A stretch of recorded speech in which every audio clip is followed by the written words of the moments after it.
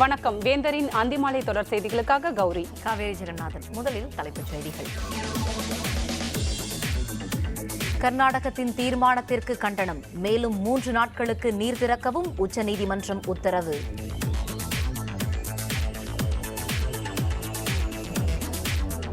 மாநிலங்களவை உறுப்பினராகிறார் இல கணேசன். பாரதிய ஜனதா தேசிய தலைவர் அமித்ஷா அறிவிப்பு.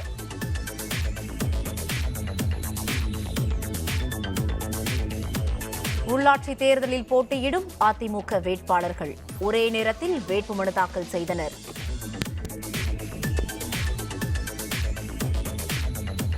உள்ளாட்சி தேர்தலில் தமாக தனித்து போட்டி. ஜி.கே. வாசன் அறிவிப்பு.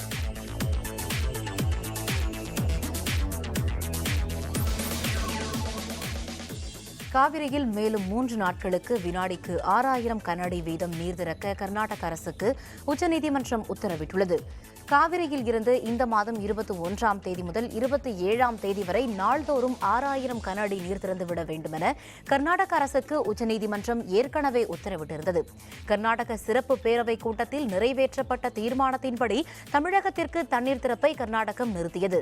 உச்சநீதிமன்ற உத்தரவுப்படி காவிரியில் நீர் திறக்க மறுத்த கர்நாடகம் உச்சநீதிமன்றத்தில் புதிய மனு ஒன்றை நேற்று தாக்கல் செய்தது.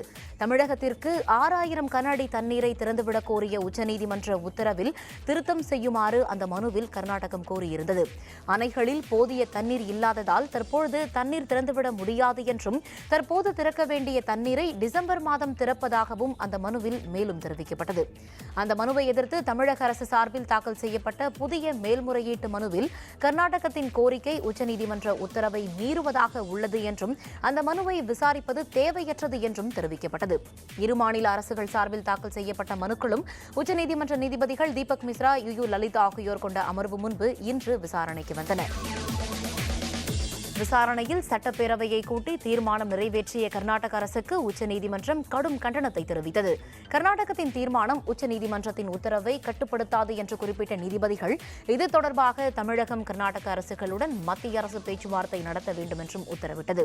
பேச்சுவார்த்தை குறித்த விவரங்களை வரும் வெள்ளிக்கிழமை உச்சநீதிமன்றத்தில் தெரிவிக்க வேண்டும் என்றும் உச்சநீதிமன்றம் தெரிவித்தது. கர்நாடகத்தின் நடவடிக்கை கூட்டாட்சி தத்துவத்திற்கு எதிரானது என்று குறிப்பிட்ட உச்சநீதிமன்றம் நீதிமன்றத்தின் உத்தரவை மதிக்கவில்லை என்றால் அது நீதிமன்றத்தின் மாண்பை பாதிக்கும் என்றும் கருத்து தெரிவித்தது.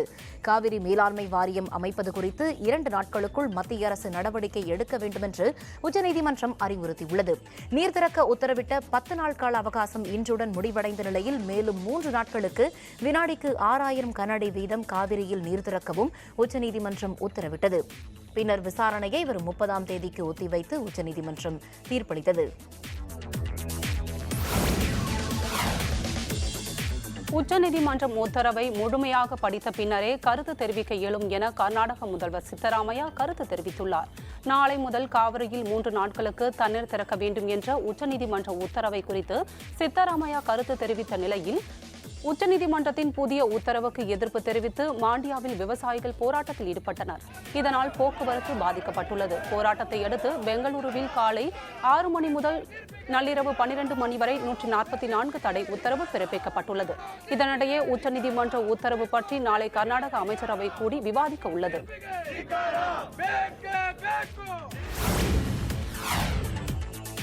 பாரதிய ஜனதா மூத்த தலைவரான இல கணேசன் மத்திய பிரதேசத்தில் இருந்து மாநிலங்களவை உறுப்பினராக தேர்வு செய்யப்பட உள்ளார். இதனை கட்சியின் தேசிய தலைவர் அமித்ஷா அறிவித்துள்ளார். மத்திய பிரதேச மாநில சட்டப்பேரவையில் இருந்து மாநிலங்களவைக்கு தேர்ந்தெடுக்கப்பட்ட நஜ்மா ஹிப்துல்லா மணிப்பூர் மாநில ஆளுநராக நியமிக்கப்பட்டுள்ளார். அவரது பதவிக்காலம் நிறைவடைந்ததால் அந்த காலியிடத்திற்கு பாரதிய ஜனதா தேசிய செயற்குழு உறுப்பினராக உள்ள இல கணேசன் தேர்வு செய்யப்படுவார் என்று தெரியவந்துள்ளது. இதனை கட்சியின் தேசிய தலைவர் அமித்ஷா உறுதி செய்துள்ளார். தமிழகம் முழுவதும் உள்ளாட்சி தேர்தலில் போட்டியிடும் அதிமுக வேட்பாளர்கள் இன்று ஒரே நாளில் தங்களது வேட்பு மனுக்களை தாக்கல் செய்தனர். தமிழக உள்ளாட்சி தேர்தலில் போட்டியிடும் வேட்பாளர்கள் பட்டியலை அதிமுக பொதுச் செயலரும் தமிழக முதல்வருமான ஜெயலலிதா நேற்று வெளியிட்டார். இந்நிலையில் தேர்தலில் போட்டியிட உள்ள அதிமுக வேட்பாளர்கள் இன்று ஒரே நாளில் 12:05 மணிக்கு இருந்து 1 மணிக்குள் தங்களது வேட்பு மனுக்களை தாக்கல் செய்தனர். சென்னை மாநகராட்சியின் 78வது வார்டுக்கு முன்னாள் நாடாளுமன்ற உறுப்பினரான பாலகங்கா தனது வேட்பு மனுவை திருவிக நகர் மண்டல அலுவலகத்தில் உதவி தேர்தல் நடத்தும் அலுவலர் சுரேஷ்குமாரிடம் தாக்கல் செய்தார். அதனைத் தொடர்ந்து 80வது வார்டில் போட்டியிடும் முன்னாள் சட்டப்பேரவை உறுப்பினரான JCT பிரபாகர் தனது வேட்புமனுவை அம்பத்தூர் மண்டல அலுவலகத்தில் தேர்தல் நடத்தும் அலுவலர் பாஸ்கரனிடம் தாக்கல் செய்தார். இதனைத் தொடர்ந்து சென்னை மாநகராட்சியின் 200 வார்டுகளிலும் போட்டியிட உள்ள அதிமுக வேட்பாளர்கள் தங்களின் வேட்புமனுக்களை தாக்கல் செய்தனர்.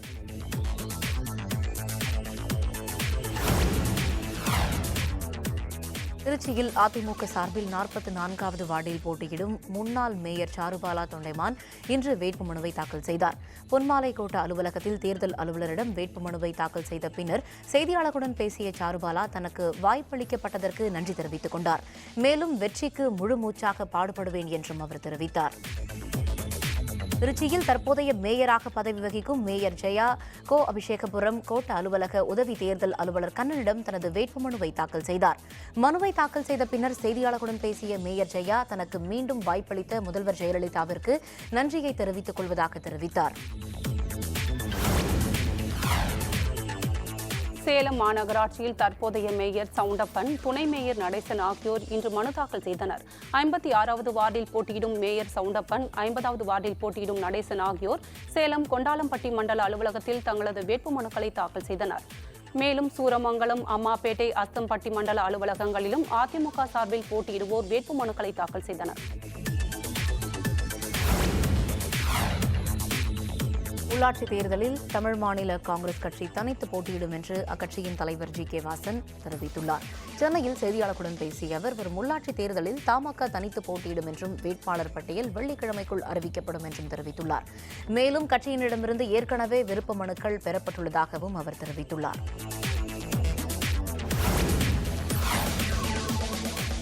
ஊரி ராணுவ முகாம் மீது நடத்தப்பட்ட தாக்குதல் பற்றி விவாதிக்க நாடாளுமன்றம் சிறப்பு கூட்டத்தை கூட்ட வேண்டும் என்று காங்கிரஸ் கோரிக்கை விடுத்துள்ளது. காஷ்மீர் தலைநகர் ஸ்ரீநகரிலிருந்து 100 கிலோமீட்டர் தொலைவில் அமைந்துள்ள ஊரி பகுதியில் உள்ள ராணுவ முகாம் மீது கடந்த வாரம் பாகிஸ்தான் தீவிரவாதிகள் தாக்குதல் நடத்தினர். இந்த தாக்குதலில் ராணுவ அலுவலர்கள் உள்ளிட்ட 18 வீரர்கள் கொல்லப்பட்டனர். இந்த நிலையில் தாக்குதல் சம்பவம் தொடர்பாக மத்திய அரசு எடுத்து வரும் நடவடிக்கைகளில் திருப்தி இல்லை என்று காங்கிரஸ் குற்றம் சாட்டியுள்ளது. தில்லியில் செய்தியாளர்களுடன் பேசிய காங்கிரஸ் செய்தி தொடர்பாளர் அபிஷேக் மனு சிங்வி பாகிஸ்தானுக்கு இந்தியா வலுவான பதிலடி கொடுக்க தவறிவிட்டதாக குற்றம் சாட்டினார். பாகிஸ்தானுக்கு எதிராக உறுதியான நடவடிக்கை எடுக்க வேண்டும் என்றும் மேலும் தெரிவித்த அவர் இது பற்றி விவாதிக்க நாடாளுமன்ற சிறப்பு கூட்டத்தை கூட்ட வேண்டும் என்றும் கோரிக்கை விடுத்தார்.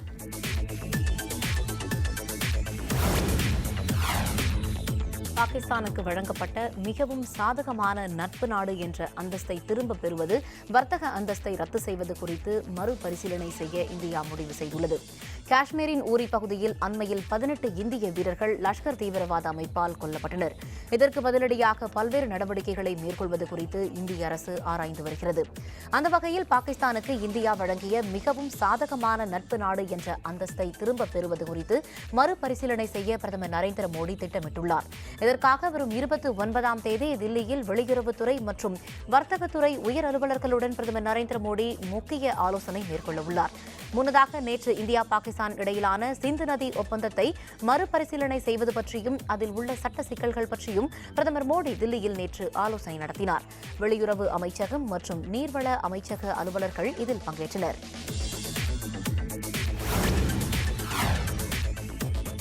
வெப்பச்சலனத்தின் காரணமாக தமிழகத்தில் பரவலாக மழை பெய்ய வாய்ப்பிருப்பதாக சென்னை வானிலை ஆய்வு மையம் தெரிவித்துள்ளது. வெப்பச்சலனத்தின் காரணமாக வரும் 24 மணி நேரத்தில் வட தமிழகத்தில் ஒரு சில இடங்களிலும், தென் தமிழகத்தை பொறுத்தவரை ஓரிரு இடங்களிலும் மழை பெய்ய வாய்ப்பிருப்பதாக சென்னை வானிலை ஆய்வு மையம் தெரிவித்துள்ளது. கடந்த 24 மணி நேரத்தில் கொடைக்கானலில் 3.2 மில்லிமீட்டரும், வால்பாறையில் 4.6 மில்லிமீட்டர் மழை பதிவாகியிருப்பதாகவும், சென்னையை பொறுத்தவரையில் வானம் மேகமூட்டத்துடன் காணப்படும் எனவும் மாலை அல்லது இரவு நேரங்களில் மழை பெய்ய வாய்ப்பிருப்பதாக சென்னை வானிலை ஆய்வு மையம் தெரிவித்துள்ளது.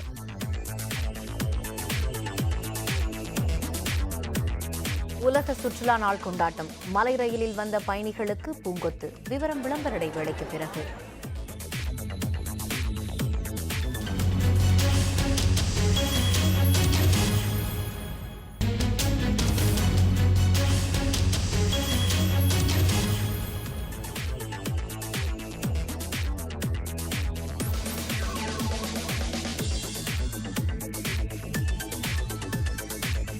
செய்திகள் தொடர்கின்றன. தமிழகத்தில் இந்து அமைப்புகளின் தலைவர்கள் தொடர்ந்து தாக்கப்படுவதற்கு திமுக தலைவர் கருணாநிதி கண்டனம் தெரிவித்திருப்பதை வரவேற்பதாக மத்திய அமைச்சர் பொன் ராதாகிருஷ்ணன் தெரிவித்துள்ளார். மத்திய இணையமைச்சர் பொன் ராதாகிருஷ்ணன் மதுரையில் செய்தியாளர்களுடன் பேசினார். கச்சத்தீவு அருகே இன்று காலை தமிழக மீனவர்கள் மீது நடத்தப்பட்ட தாக்குதல் வருத்தம் அளிப்பதாக தெரிவித்த அவர், மீனவர் பிரச்சினைக்கு தீர்வு காண இருநாட்டு மீனவர்களையும் அழைத்து சமரச பேச்சு நடத்த வேண்டும் என்று தெரிவித்தார். நடுக்கடலில் மீன்பிடித்துக் கொண்டிருந்த ராமேஸ்வரம் மீனவர்கள் இலங்கை கடற்படையினரால் துப்பாக்கி முனையில் விரட்டியடிக்கப்பட்டனர். ராமநாதபுரம் மாவட்டம் ராமேஸ்வரம் மற்றும் மண்டபம் பகுதி மீனவர்கள் நேற்று மாலை கடலுக்கு மீன்பிடிக்கச் சென்றனர். அவர்களில் 300 பேர் கச்சத்தீவு அருகே மீன்பிடித்துக் கொண்டிருந்தபோது அங்கு வந்த இலங்கை கடற்படையினர் அவர்களை விரட்டியடித்தனர். துப்பாக்கி முனையில் விரட்டியடிக்கப்பட்ட மீனவர்கள் 100 படகுகளோடு கரைக்கு திரும்பினர். இலங்கை கடற்படையினரின் தொடர் அட்டூழியம் பெரும் பாதிப்பை ஏற்படுத்துவதாக மீனவர்கள் கவலை தெரிவித்துள்ளனர்.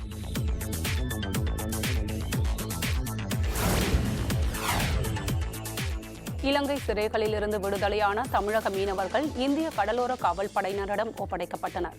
புதுக்கோட்டை மாவட்டம் ஜெகதாப்பட்டினத்தை சேர்ந்த மீனவர்கள் 4 பேர் கடந்த மாதம் 13ஆம் தேதி கடலுக்கு மீன்பிடிக்க சென்றபோது இலங்கை கடற்படையால் கைது செய்யப்பட்டனர். அவர்களை விடுவிக்க வலியுறுத்தி மீனவர்கள் உண்ணாவிரதம் உள்ளிட்ட போராட்டங்களில் ஈடுபட்டனர். இதனையடுத்து கடந்த 20ஆம் தேதி ஊர்காவல் நீதிமன்றத்தில் ஆஜர்படுத்தப்பட்ட போது அவர்களை விடுதலை செய்து உத்தரவிடப்பட்டது. இந்த நிலையில் விடுதலையான 4 மீனவர்களும் இந்திய கடல் எல்லையில் கடலோர காவல் படையினரிடம் ஒப்படைக்கப்பட்டனர். அவர்கள் விரைவில் தங்கள் ஊர் திரும்புவார் என்று எதிர்பார்க்கப்படுகிறது. விழுப்புரம் மாவட்டத்தில் உள்ள 47 மாவட்ட கவுன்சிலர் பதவிகளுக்கு அதிமுகவினர் இன்று மனு தாக்கல் செய்துள்ளனர். உள்ளாட்சித் தேர்தல் அடுத்த மாதம் 17 மற்றும் 19 ஆகிய 2 பிரிவுகளாக நடத்தப்படுகிறது. அதையொட்டி மனு தாக்கல் நேற்று துவங்கினர். தேர்தலில் போட்டியிடும் அரசியல் கட்சிகள் வேட்பாளர்கள் மனு தாக்கல் செய்து வருகின்றனர். அதன்படி மாவட்ட கவுன்சிலர் பதவிக்கான வேட்புமனுக்களை அதிமுகவினர் இன்று தாக்கல் செய்தனர். மாவட்டத்தில் மொத்தம் உள்ள 47 மாவட்ட கவுன்சிலர் பதவிக்கான வேட்புமனு இன்று அனைத்து ஒன்றிய அலுவலகத்திலும் அதிமுக சார்பில் தாக்கல் செய்யப்பட்டது. அதன்படி விழுப்புரம் அடுத்துள்ள கோலியனூர் ஒன்றிய அலுவலகத்தில் மாவட்ட கவுன்சிலர் பதவிகளுக்கு போட்டியிடும் விஜய சுரேஷ் பாபு, சுந்தரி ஜனலட்சுமி ஆகியோர் உதவி தேர்தல் அலுவலர்களிடம் மனு தாக்கல் செய்தனர்.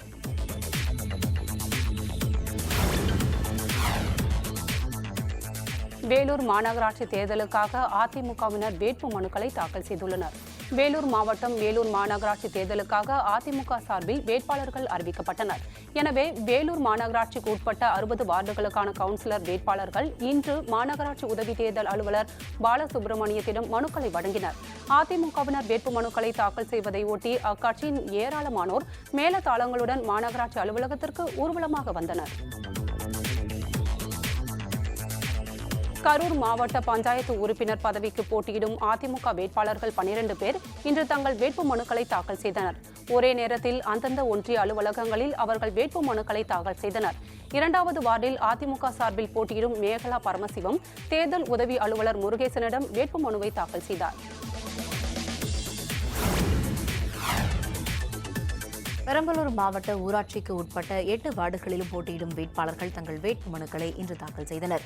5வது மற்றும் 6வது வார்டுகளில் போட்டியிடுவோர் பெரம்பலூர் ஊராட்சி ஒன்றிய அலுவலகத்தில் உள்ள தேர்தல் அலுவலரிடம் மனு தாக்கல் செய்தனர். வேப்பந்தட்டை, வேப்பூர், ஆலத்தூர் ஒன்றியங்களிலும் வேட்புமனுக்கள் தாக்கல் செய்யப்பட்டன.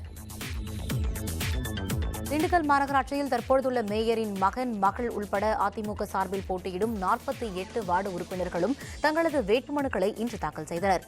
தமிழகத்தில் அடுத்த மாதம் உள்ளாட்சித் தேர்தல் நடைபெறவுள்ள நிலையில் திண்டுக்கல் மாநகராட்சியில் உள்ள 48 வார்டுகளிலும் அதிமுக சார்பில் போட்டியிடும் வேட்பாளர்கள் மாநகராட்சி அலுவலகத்தில் உள்ள தேர்தல் அலுவலரிடம் வேட்புமனுக்களை தாக்கல் செய்தனர்.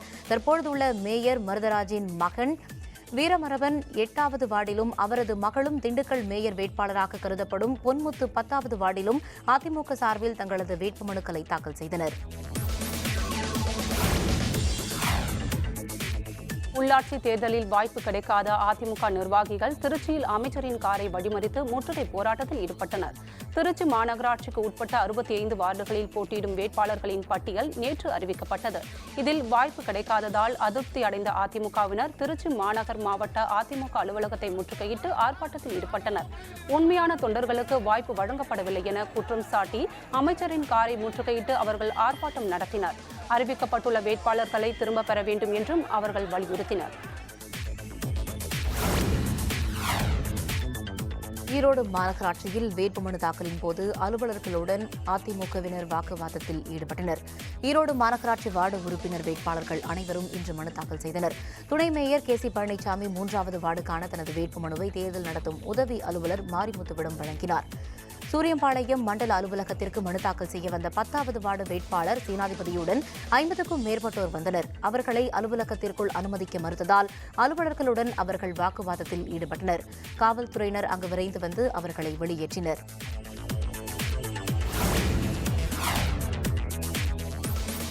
புதுச்சேரி சுற்றுலாத்துறையிலிருந்து பணி நீக்கம் செய்யப்பட்டவர்கள் தங்களை மீண்டும் பணியில் சேர்க்க கோரி சுற்றுலாத்துறை அலுவலகத்தை முற்றுகையிட்டு போராட்டத்தில் ஈடுபட்டனர்.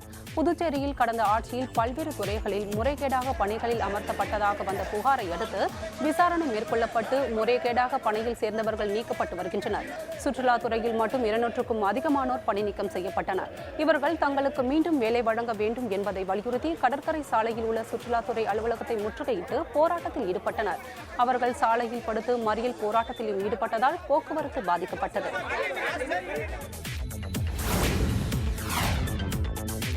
காஞ்சிபுரம் மாவட்டம் மதுராந்தகம் அருகே உள்ள வரலாற்று சின்னங்களை பாதுகாக்க கோரி மாவட்ட ஆட்சியர் அலுவலகம் முன்பு நடைபெற்று வரும் உண்ணாவிரதத்தில் பலர் பங்கேற்றுள்ளனர். காஞ்சிபுரம் மாவட்டம் செய்யூர் வட்டம் வீரலூர் அருகே ஓணம்பாக்கம், நாகமலை உள்ளிட்ட பகுதிகளில் சுமார் 10 ஏக்கர் பரப்பளவில் அமைந்துள்ள மலையில் தமிழ்மொழி கல்வெட்டுகளும் 7 சமணப்படுக்கைகளும் பல்வேறு வரலாற்று சின்னங்களும் அமைந்துள்ளன. இங்கு 3 ஆண்டுகளுக்கு அமைக்கப்பட்ட கல்குவாரியால் வரலாற்று சின்னங்கள் அழிக்கப்படுவதாகவும் மலைக்கு செல்லும் பாதையில் தடை ஏற்படுத்தப்பட்டுள்ளதாகவும் குற்றச்சாட்டு எழுந்துள்ளது. இது தொடர்பாக உரிய நடவடிக்கை எடுக்க வலியுறுத்தி தமிழ்நாடு சமண பேரவை சார்பில் காஞ்சிபுரம் மாவட்ட ஆட்சியர் அலுவலகம் முன்பு உண்ணாவிரத போராட்டம் நடைபெற்று வருகிறது. இதில் திரளான கிராம மக்கள் பங்கேற்றுள்ளனர். திருநெல்வேலி மாவட்டத்தின் கடற்கரை கிராமமான கூத்தங்குடியில் 100 நாட்டு வெடிகுண்டுகளை காவல்துறையினர் பறிமுதல் செய்துள்ளனர். கூத்தங்குடியில் நாட்டு வெடிகுண்டுகள் பதுக்கி வைக்கப்பட்டிருப்பதாக அப்பகுதி மக்கள் அளித்த தகவலின் பேரில் காவல்துறையினர் அங்கு சென்று சோதனை மேற்கொண்டனர். அதில் 100க்கும் அதிகமான நாட்டு வெடிகுண்டுகள் பறிமுதல் செய்தனர். கூடகுளம் அருகே கடற்கரை கிராமமான கூத்தங்குடியில் மீனவர்கள் இரு பிரிவினரிடையே பல ஆண்டுகளாக மோதல் நீடித்து வருகிறது. இரு தரப்பினரும் தங்களது பலத்தை நிரூபிக்க நாட்டு வெடிகுண்டுகளை தயாரித்து பொது இடங்களில் வீசி வெடிக்க செய்வது வழக்கம். இந்த நிலையில் காவல்துறையினருக்கு கிடைத்த தகவலின் பேரில் துணை கண்காணிப்பாளர் பாலாஜி தலைமையில் காவல்துறையினர் கூத்தங்குடிக்கு சென்று சோதனை மேற்கொண்டனர். அப்போது பல ஐஸ் பெட்டிகளில் மறைத்து வைக்கப்பட்டிருந்த 100க்கும் அதிகமான நாட்டு வெடிகுண்டுகளை அவர்கள் பறிமுதல் செய்தனர்.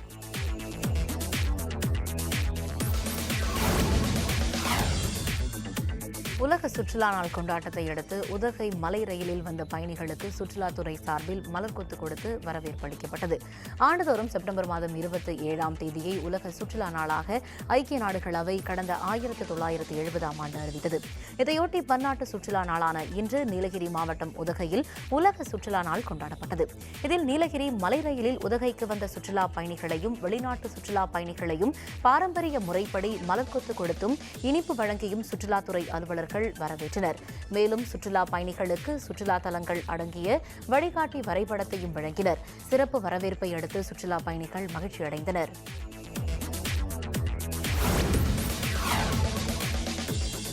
உலக சுற்றுலா நாளை கொண்டாடும் விதமாக கன்னியாகுமரி வந்திருந்த வெளிநாட்டு சுற்றுலா பயணிகளுக்கு பாரம்பரிய முறைப்படி சங்கு மாலை அணிவித்து வரவேற்பு அளிக்கப்பட்டது. தமிழ்நாடு சுற்றுலா தலங்களில் முக்கிய இடமும் முக்கடலும் சங்கமிக்கும் பகுதியான கன்னியாகுமரியில் விவேகானந்தர் பாறை, திருவள்ளுவர் சிலை உள்ளிட்டவற்றை பார்வையிட நாள்தோறும் திரளான சுற்றுலா பயணிகள் வந்து கொண்டிருக்கின்றனர். இவற்றை பார்வையிட பூம்புகார் கப்பல் போக்குவரத்து சார்பில் படகுகள் இயக்கப்பட்டு வருகின்றன. உலக சுற்றுலா நாளான இன்று விவேகானந்தர் நினைவு மண்டபத்திற்கு சென்று திரும்பி வந்த வெளிநாட்டு சுற்றுலா பயணிகளுக்கு தமிழ்நாடு சுற்றுலாத்துறை சார்பில் இனிப்புகள் வழங்கப்பட்டன.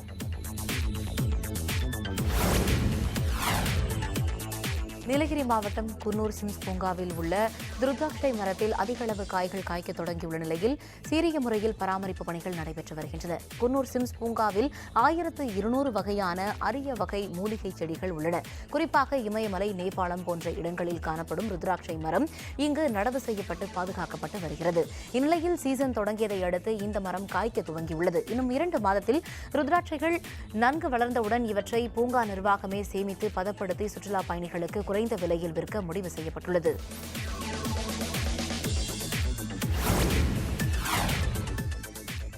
கேரளத்தில் உள்ள சபரிமலை ஐயப்பன் கோவிலில் புதிய கொடிமரம் அமைக்கும் பணி தொடங்கி முனைப்புடன் நடைபெற்று வருகிறது.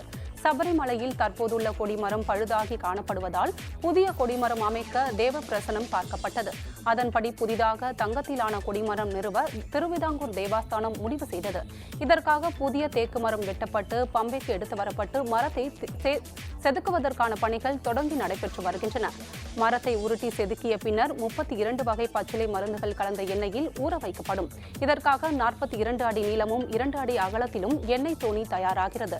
40 அடி நீளம் கொண்ட மரம் அக்டோபர் 20ஆம் தேதி எண்ணெயில் போடப்பட உள்ளது. புதிய தங்க கொடி மரத்தை தயாரிப்பதற்காகவும் அதற்காக முகூர்த்தத்தை நிச்சயிப்பதற்காகவும் தாம்பூல பிரசனம் பார்க்கப்பட்டதில் சில தோஷங்கள் உள்ளதாகவும் அதற்கு பரிகார பூஜைகள் நடத்த வேண்டும் என்றும் கூறப்பட்டது. அதன்படி தற்போது சபரிமலையில் பரிகார பூஜைகள் நடைபெற்று வருகின்றன.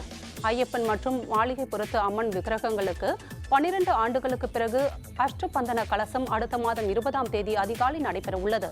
சபரிமலை ஐயப்பன் கோவிலில் புதிய தங்க கொடிமரம் அடுத்த ஆண்டு ஜூலை மாதத்திற்கு முன் நிறுவப்படும் என எதிர்பார்க்கப்படுகிறது.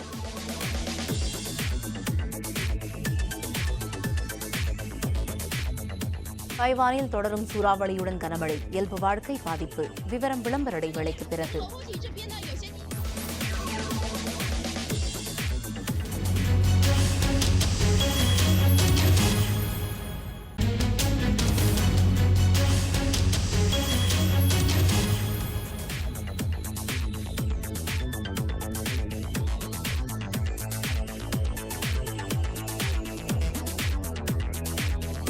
செய்திகள் தொடர்கின்றன.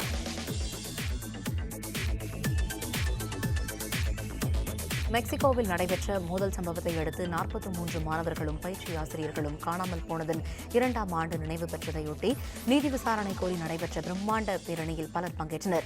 மெக்சிகோ நாட்டின் இகுலா நகரில் கடந்த 2014ஆம் ஆண்டு செப்டம்பர் 26ஆம் தேதி அரசுக்கு எதிரான போராட்டத்தில் ஈடுபட்ட ஆசிரியர் பயிற்சி கல்லூரியைச் சேர்ந்த மாணவ மாணவிகள் காணாமல் போயினர். இவர்களை பற்றிய உரிய தகவல்களை தரக்கோரிய நாட்டரசை வலியுறுத்திய மாணவ மாணவிகளின் பெற்றோர் தொடர் போராட்டங்களில் ஈடுபட்டுள்ளனர். இந்நிலையில் காணாமல் போய் 2 ஆண்டுகள் நிறைவுற்ற நிலையில் மாணவ மாணவிகளின் புகைப்படங்கள் கொண்ட தட்டிகளுடன் நீதி விசாரணை கோரி பிரம்மாண்ட பேரணி நடைபெற்றது. மெக்சிகோ நகரில் நடைபெற்ற இந்த பேரணியில் பல்லாயிரக்கணக்கானோர் பங்கேற்றனர். இதேபோல் இகுலா, டிகஸ்டா, கரிரா உள்ளிட்ட இடங்களில் பேரணிகள் நடைபெற்றன.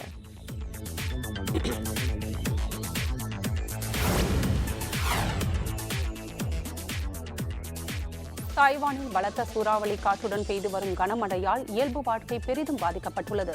தாய்வானில் மெகி புயல் காரணமாக பல்வேறு பகுதிகளில் கனமழை பெய்து வருகிறது.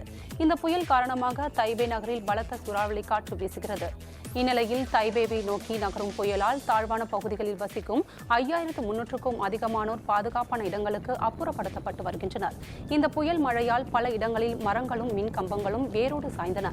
பலத்த காற்று காரணமாக சாலைகளை கடந்து செல்லும் மக்கள் மிகவும் மெதுவாக நடந்து செல்கின்றனர். இருப்பினும் அவர்களின் குடைகள் காற்றின் வேகத்தால் சேதமடைந்துள்ளன. மழை காரணமாக பள்ளி, கல்லூரிகளுக்கு விடுமுறை அளிக்கப்பட்டுள்ளது. சாலை போக்குவரத்தும் விமான சேவையும் பெரிதும் பாதிக்கப்பட்டுள்ளன. கனமழை சூறாவளியால் சுற்றுலா பயணிகள் தங்களது அறைகளிலேயே முடங்கியுள்ளனர். தைபேவில் கனமழை தொடரும் என அறிவிக்கப்பட்டுள்ள நிலையில் பல்வேறு இடங்களில் ஏற்பட்ட நிலச்சரிவில் சிக்கி 32க்கும் அதிகமானோர் காயமுற்றனர்.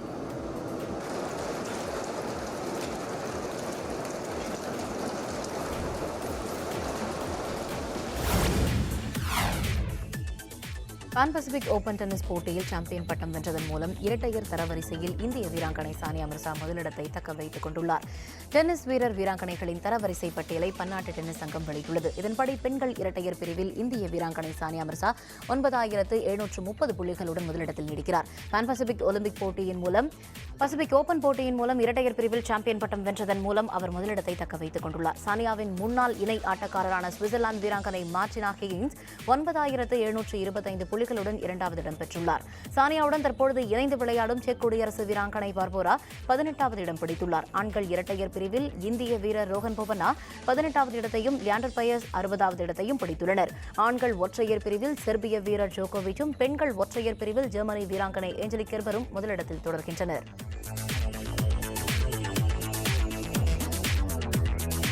மீண்டும் தலைப்புச் செய்திகள். கர்நாடகத்தின் தீர்மானத்திற்கு கண்டனம். மேலும் 3 நாட்களுக்கு நீர் திறக்கவும் உச்சநீதிமன்றம் உத்தரவு.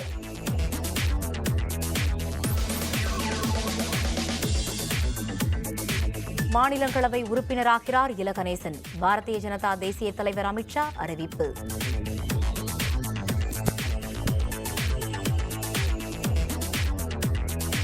உள்ளாட்சி தேர்தலில் போட்டியிடும் அதிமுக வேட்பாளர்கள் ஒரே நேரத்தில் வேட்புமனு தாக்கல் செய்தனர்.